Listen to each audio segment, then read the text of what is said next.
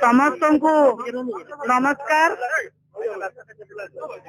आज गोपालपुर रंगेई लुंडा जगार माँ मानकर नारी अधिकार अभियान विजु जनता दल पक्षर नवीन बाबू नेतृत्व रे आरंभ होईची। ओडिशा रे एभली अवस्था आसिलानी जोटी माँ मान को नवीन पट्टनायक राजनीतिक अर्थनैतिक सामाजिक क्षेत्र में स्वावलंबी करथिले। सेही ओडिशा माटी रे आमे आज नारी अधिकार अभियान कथा विचार करूचे, चिंता करूचे। भावंतु भारत वर्ष रे कि ओडिशा रे इतिहास रे एमिति केबे देखि नथिबे रेपिस्ट माने पॉकेट रे कंडोम धरि कि बुलुचंती, किंतु गोपालपुर बेलाभूमि रे 10 जन दुष्कर्मकारी गोटे झील को गण दुष्कर्म कले एवं पॉकेट रे कंडोम रखिथिले। ये वर्तमान ओडिशार माँ मानकर सुरक्षार प्रश्नवाची। आज गोपालपुर माटी रे ठिया आइची, बरमपुर माटी रे ठिया जाइची, गंजाम माटी रे ठिया आइची। एठी सांसद एवं बीजेपी रा थिबा मंत्री महोदय तांकर जो देड़सुर भाई बहु संपर्क चलीची, मंत्री आसिले सांसद आसीबेनी, सांसद आसिले मंत्री आसीबेनी, उभय बाली चोरी रे संपृक्त रहिबे। मंत्री एते परिमाण रे बाली चोरी करूचंती जे सीए गजपति जिल्लार गोटे गाँ किणी नहीं, जहाँ विशेष सूत्र खबर आपण मानक अनुरोध से खबर नि। साधारण जनता पैसा बात मारण हो तार फल कौन?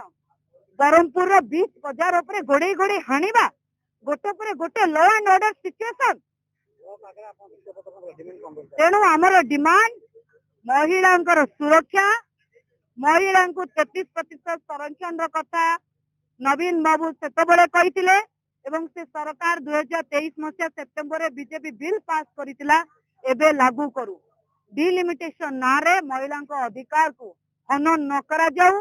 आ बीजेपी महिला अधिकार नारे कुंभीर कांदना न कांदू, पावर अच्छी प्रमाणित करूँ। अनेक अनेक धन्यवाद। आज गोपालपुर निर्वाचन मंडल रे नारी अधिकार जहाँकि आमर सर्वोच्च नेता तथा विरोधी नेता पूर्वतन मुख्यमंत्री श्रीजुक्त नवीन पट्टनायक निर्देश क्रमे प्रति 147 निर्वाचन मंडल रे नारी अधिकार समावेश करी आमे राष्ट्रपति को उद्देश्य स्मारक पत्र दौचु वीडियो को जरिया रे। आज गोपालपुर शह शह महिला आज ए सामिल होती एवं आमे समस्त को धन्यवाद देवु एवं मान्यवर विरोधी दल नेता श्रीजुक्त नवीन पट्टनायक धन्यवाद देवु। से जो नारी मान जो चिंताधारा शासन काल हो कि विरोधी थिला बेले जो प्रकार से चिंताधारा नारी को सम्मान दे आज बीजेपी सरकार कौटी पतन करिछि एवं जो 33% रिजर्वेशन जहाँकि 2023 रे पारित होइतिला ता न लागू करी 2026 मसीह वेस्ट बेंगल निर्वाचन समय आपको हठात कर पार्लियामेंट डाकी गोटे चंचकता करने बेले विरोधी काट खाइला एवं आमे आमर दाबी होची जो 2023 सेप्टेम्बर मसीह जहाँ पारित होइतिला ताकू लागू करा जाऊ एवं प्रत्येक महिला को जहाँ की विधानसभा हो कि पार्लियामेंट हो 33% रिजर्वेशन दाबे आज आम गोपालपुर निर्वाचन मंडल को दाबी पत्र राष्ट्रपति उद्देश्य वीडियो को जरिया आज आमे आमर सम्माननीय पूर्वतन मुख्यमंत्री विजु जनता दलर सभापति नवीन सारंकर निर्देश क्रमे गोपालपुर निर्वाचन मंडल रे महिला मानकर सुरक्षा एवं महिला मान को 33% जो रिजर्वेशन विगत 2023 मसीह जो बिल पारित होगी पेंडिंग रखिते ସେଇଟା को सर्वसम्मति क्रमे बीजेपी सरकार जो अच्छी से पारित करेंगे बोली आज आम स्मारक पत्र सम्मानीय गोष्ठी उन्नयन अधिकारी महोदय माध्यम सम्मान्य महामहिम राष्ट्रपति उद्देश्य प्रदान कलु।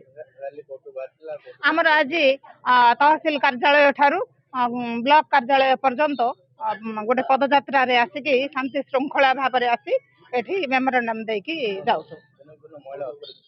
आपण देखिए दिन को दिन महिला मान को जो भाया भाव आमर तो रंगैलुंडा ब्लॉक भारत वर्ष प्रसिद्धि अर्जन करगला। विभिन्न गणमाध्यम एभली भाव पृष्ठामंड कला जे सन्नाक्षर जदि आम विगत 2000 एबे तो 2026 चली आमर पीढ़ी पिला माने जदि बही खोलिबे ताहले एटा गोटे लिपिबद्ध होइकी रहीगला। ଯେତେବେଳେ ଆପଣ ଦେଖୁଥିବେ ବୈଦେଶିକ ସରକାର କହିଲେ ଯଦି ଆପଣ ଯଦି ଓଡ଼ିଶା ଯିବେ ତାହେଲେ ଆପଣ ମାନେ ଆମକୁ ଜଣେଇକିରି ଯିବେ। ଏଇଟା ଏତେ ବଡ ଲଜ୍ଜା ହେଇଗଲା ଆମ ଗୋପାଳପୁର ନିର୍ବାଚନ ମଣ୍ଡଳୀକୁ। ତାଠୁ ଅଧିକା କଥା ମହିଳା ମାନଙ୍କର ସୁରକ୍ଷା ଉପରେ କଣ କହିବି। ଆଗାମୀ ଦିନରେ ଦେଖନ୍ତୁ ବିଜେପି ସରକାରଙ୍କର ଯଦି ମହିଳା ମାନଙ୍କ ପ୍ରତି ଯଦି ଦରଦ ଥାନ୍ତା ସମ୍ମାନ ଥାନ୍ତା ତାହେଲେ ସେ ଗୋଟିଏ ବିଲ୍ ଆଣିଥାନ୍ତେ।